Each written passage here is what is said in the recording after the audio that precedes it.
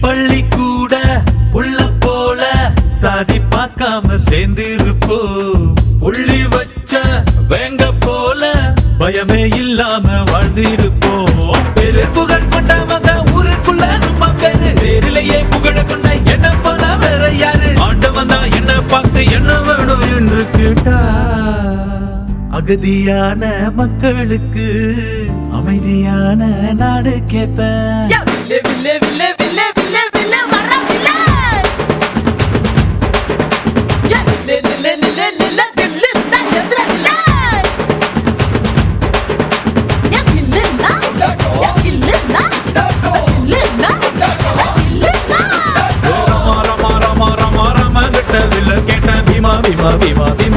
கேட்ட கதைய கேட்டு